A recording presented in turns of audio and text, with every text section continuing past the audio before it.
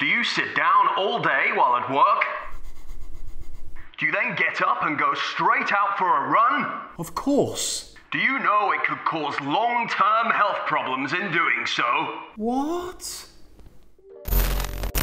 Hello and welcome to the Running Channel. I'm Rick and I'm joined by our resident physiotherapist Manni Ovola to talk to you about how to make sure you don't pay the price for sitting down all day and then heading straight out the door to run your workout.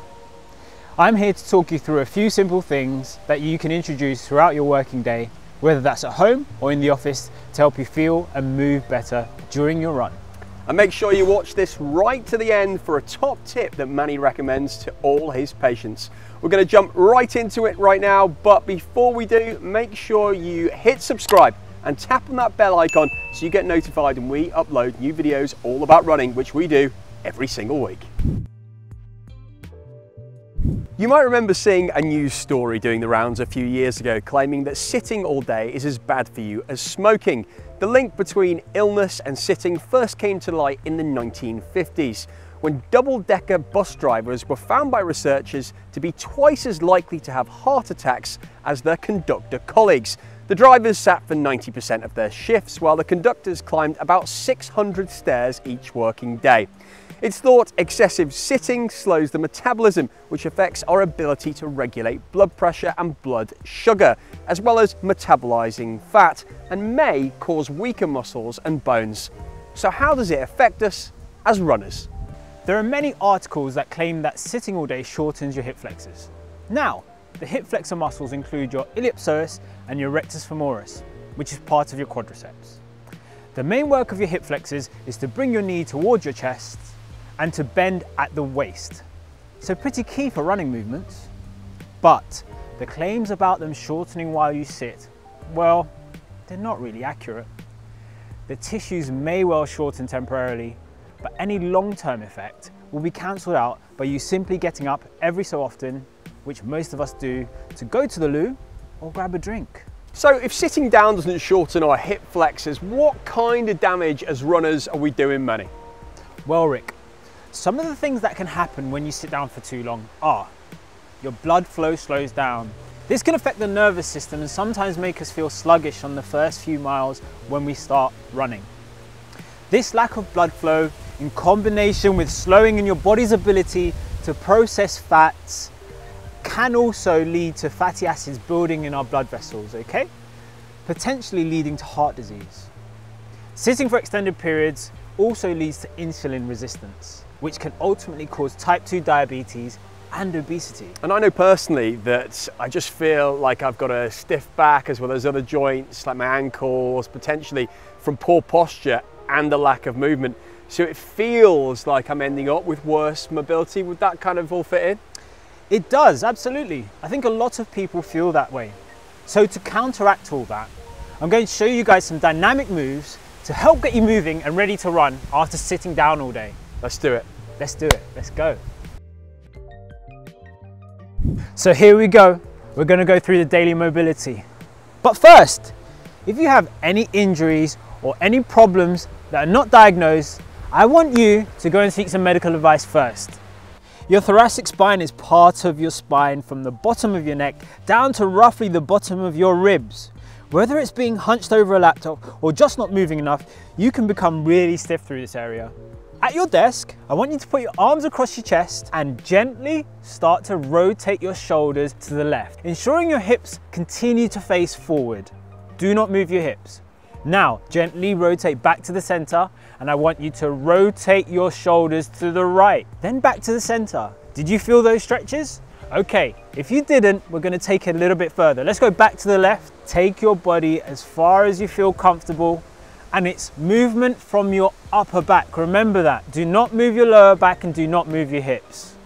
Okay, let's do some side flexion of that thoracic spine. So back at the center, we are going to move our shoulders down towards our left side, okay? Keeping our arms across our chest. Perfect. Can you feel that side flexion? Excellent. Now bring your shoulders back to the center. We are now going to bring our shoulders down to the right hand side. Good. Perfect. Now we want to move our focus down to the lower back or lumbar spine.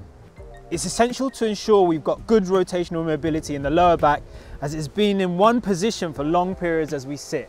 So what I want you to do, again, hands across your chest, slump that lower back nice and slowly, nice and relaxed. Okay, now we're gonna move our pelvis and extend our lower back.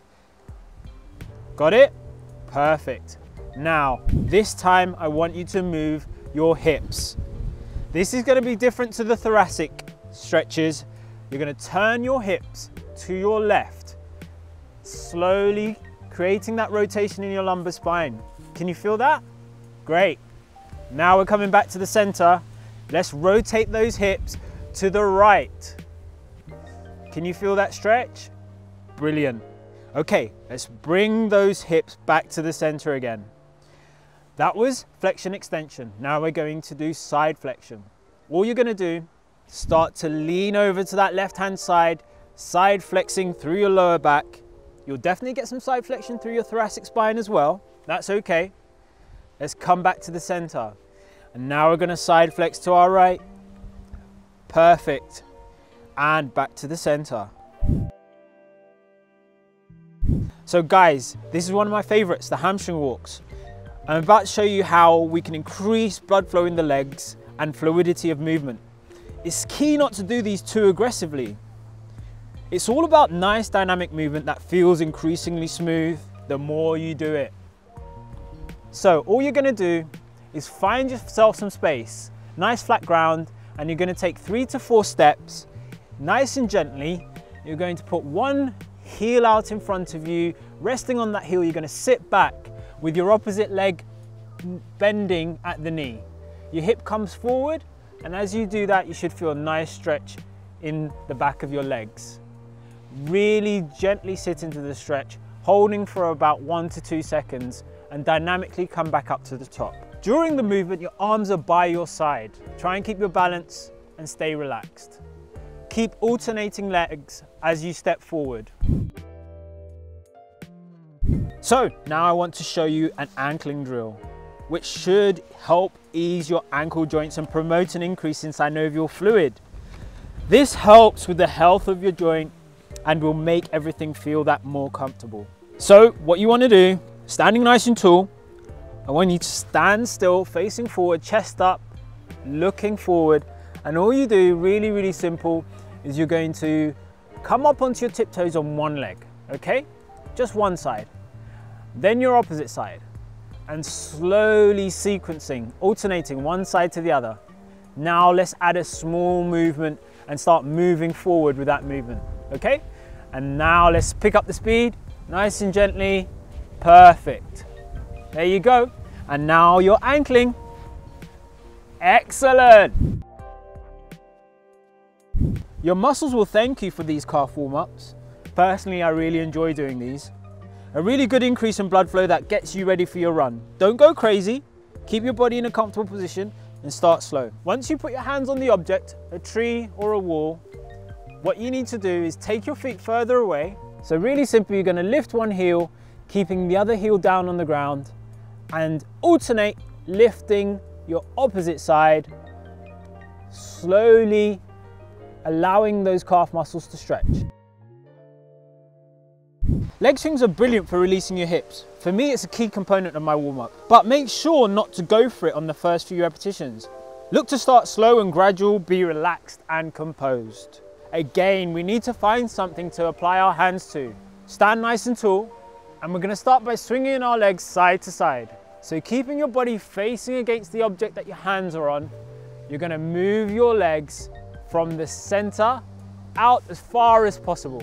Now bring your leg back in across your midline, over the front of your other leg, then away from your body. Build the momentum. Think of this like a pendulum.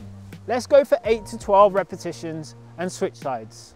Once we've done that, we're gonna change our direction. Let's turn our body to the left. What we want to do is move our leg front to back. We can move the leg on the inside closest to the object that our hand is on. Ensure that we don't push our leg back too far. So what we'll do first of all is we're going to swing our leg back so our heel comes up into the air, forwards and backwards. Try not to extend through your lower back. Turn to the opposite side. So our left hand now is on the object or wall. And we're gonna swing our leg forward and back. 8 to 12 repetitions again. Feeling nice and smooth, supple, and opening our hips. So those should get us all moving after a day spent sitting down, and some of them are really great to add in during the day if you get a chance, although you might get a few strange looks in the office. If you are looking to take it a step further though, you should also check out our video about what to do before a run for some more activation drills. But before we got stuck into the exercises, we had promised you a top tip that I recommended to all my patients. Yeah.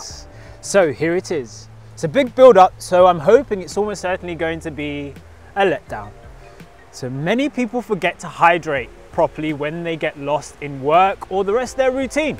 We've already said one of the main issues with sitting is decreased blood flow, and dehydration can make it worse. Drink regularly, and it sounds odd, but monitor your hydration status. Do you know how to do that? By looking at your urine. Pale straw colour is the target. Thank you so much, Manny. I will check that as soon as you're out my eye line. Let us know how you get on with this routine, whether there's been anything that you struggle with after a long day sitting down, or if you've got any tips yourself that you found really useful. Let us know in the comments below. It's my pleasure, Rick. My pleasure. Please do subscribe to the running channel if you haven't already. Thanks so much for watching, and we will see you next time.